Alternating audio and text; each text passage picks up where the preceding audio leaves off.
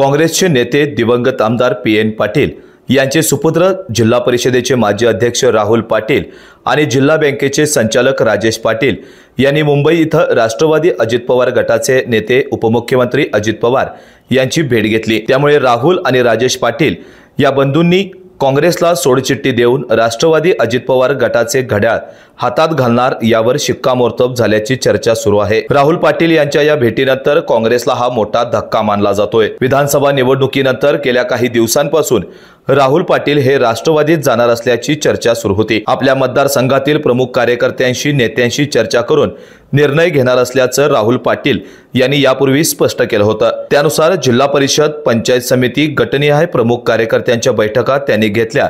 त्याचबरोबर PN पाटील यांचे कट्टर समर्थक भोगावती साखर कारखान्याच्या संचालकांशी देखील चर्चा करून त्यांनी राष्ट्रवादीत जाण्याचा निर्णय घेतला असल्याचं बोललं जात आहे। राष्ट्रवादीचे नेते मंत्री हसन मुश्रीफ यांच्या मध्यस्थीने उपमुख्यमंत्री अजित पवार यांच्या देवगिरी या शासकीय निवासस्थानी त्यांनी भेट घेऊन चर्चा केली आहे। यावेळी जिल्हा बँकेचे संचालक राजेश पाटील, गोकुळचे संचालक बाळासाहेब खाडे, माजी संचालक PD धुंदरे, भोगावतीचे अध्यक्ष शिवाजीराव पाटील, संचालक सत्यजित पाटील चौगले यांच्यासह करवीर तालुक्यातील नेते उपस्थित होते।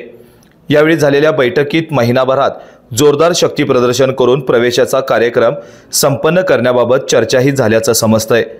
राहुल पाटील यांच्या या निर्णयाने करवीर विधानसभा मतदारसंघातील राजकीय समीकरणे बदलण्याची चिन्ह दिसत असून काँग्रेसचे जिल्हाध्यक्ष सतेज पाटील यांची रणनीती काय असणार आहे हे पाहणं महत्त्वाचं ठरणार आहे।